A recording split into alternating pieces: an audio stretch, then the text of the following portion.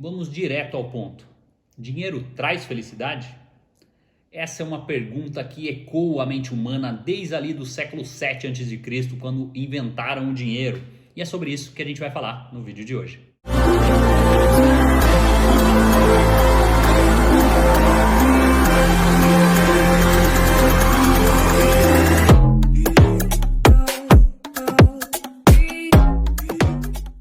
Antes de começar as nossas reflexões, eu já peço por obséquio, se ainda não é inscrito, se inscreve aí, ative o sininho. Se esse assunto te interessa, já deixa um like aí pra gente, ajuda muito o canal a crescer. E vamos lá pro vídeo. Toda vez que existe esse questionamento, se o dinheiro traz felicidade ou não, sempre tem um engraçadinho, um sapequinha, que vai dizer: ah, se você acha que não, me dê seu dinheiro e seja feliz. O outro vai falar: ah, pode ser que não traga felicidade, mas é mais fácil você ser infeliz em Paris do que em Sumaré. Enfim, existem várias e várias gracinhas, vários gracejos sobre isso, mas eu quero ir um pouquinho mais a fundo. Eu quero falar algumas frases famosas sobre isso, incitar você a pensar sobre o assunto, e depois eu vou falar os resultados de algumas pesquisas que fizeram no Brasil e no mundo sobre a questão de dinheiro, felicidade, o que realmente leva as pessoas a um estado de felicidade ou não. A gente vai discutir tudo isso. A primeira frase que eu quero destacar aqui é do nosso grande Machado de Assis, e vem lá da segunda metade do século XIX. Então, como eu falei, é uma coisa bem antiga, até muito mais antigo que isso, como eu já comentei, mas percebam que desde muito tempo isso vem sendo discutido e não existe bem uma conclusão sobre isso.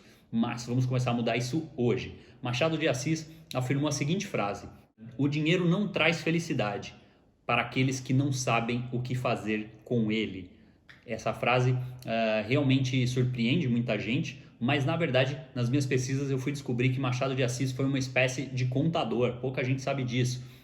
Não existia, na verdade, essa profissão em si, né? Ele não tem uma graduação, nada, mas ele, fazendo um paralelo, na época ele trabalhou como se fosse um contador. E aí se aproximou um pouquinho desses pensamentos em relação ao dinheiro, à contabilidade, etc. Então é uma frase interessante essa, e a gente vai discutir um pouquinho sobre algumas nuances. Outra frase muito interessante de um bilionário brasileiro, então, lógico, não comparando, mas também uma pessoa que eu acho que vale a pena prestar atenção, que é o Carlos Wizard, e ele disse: dinheiro não traz felicidade, traz facilidades. E a gente pode pensar, né, nas coisas óbvias. Realmente você vai ter mais acesso a muita coisa, você vai ter um conforto maior, você vai ter algumas vantagens ali, né, no seu dia a dia, nas opções que você pode em relação a tudo, não só ao conforto do dia a dia, mas viagens, às vezes acesso a pessoas, enfim, uma série de facilidades a mais que o dinheiro também vai trazer, não necessariamente a felicidade. Mas vamos continuar discutindo. A terceira frase que eu quero te contar é de um filósofo norte-americano, um professor chamado Jacob Needleman. Ele diz o seguinte: o dinheiro por si mesmo não proporciona felicidade. Ele dá prazer, sensação de segurança, mas ele não alimenta a nossa alma. É um meio, não um fim. E é exatamente esse um ponto.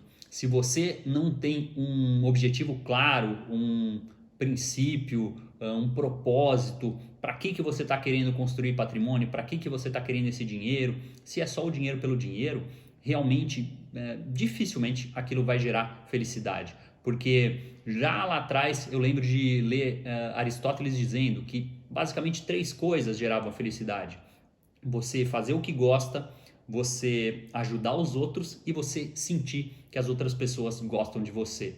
Então, isso cabe um pouco nessa discussão também. Embora ela não falasse sobre dinheiro, você começa a perceber que, por mais que ele possa te trazer segurança, facilidades e uma série de outras coisas interessantes, ele não é a base da felicidade. Ele pode ser um componente a mais. Então, vale a pena pensar nisso tudo que o Jacob diz, porque é muito relevante.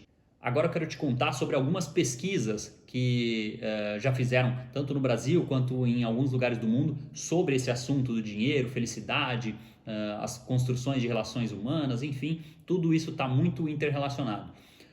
Em 2016, se não me engano, foi feita uma pesquisa no Brasil com centenas de pessoas, acho que eram mais de 700 pessoas, e olha o que eles concluíram. 80% das pessoas que eram mais felizes, que se diziam mais felizes, tinham basicamente 3 características: gastam menos do que ganham, têm metas financeiras e conciliam bem trabalho e família. Vamos pegar cada ponto. Primeira coisa, gastam menos do que ganham. Esse é um princípio, né, tão básico das finanças que todo mundo sabe, mas infelizmente a maior parte dos brasileiros não aplica. E isso gera um sentimento de intranquilidade muito grande, que afeta o seu dia a dia, afeta às vezes sua convivência com a sua mulher, com o seu marido, namorado, namorada, enfim, filhos. É muito complicado quando você tem um problema crônico financeiro. Então, esse é um dos primeiros sintomas de que você precisa reajustar, se reorganizar, se planejar. Se você costumeiramente tem gastado mais do que você ganha, você precisa resolver isso já. É um dos componentes básicos que 80% das pessoas relatam em termos de felicidade ou não. Depois a gente passa para o segundo item, que é a questão da meta financeira. Por que é importante ter meta? Porque se a gente não sabe onde a gente quer chegar, qualquer caminho serve. Vou repetir essa pequinha. Se a gente não sabe aonde quer chegar, qualquer caminho serve. E mais uma vez, vale lembrar que não é o dinheiro pelo dinheiro. Ele não pode ser o fim, ele é o meio. Ele é parte da sua meta, mas a sua grande meta, o seu grande objetivo tem que ser uma coisa muito além do dinheiro, né? Um bem-estar da sua família, uma proporção ali de segurança muito maior para você poder fazer o que gosta e não trabalhar numa coisa que você está ali simplesmente para receber aquele salário no fim do mês. Então tudo isso envolve a questão da meta, a questão de se planejar. Então achei muito importante compartilhar com vocês o resultado dessa pesquisa. E ainda tem o terceiro ponto, né?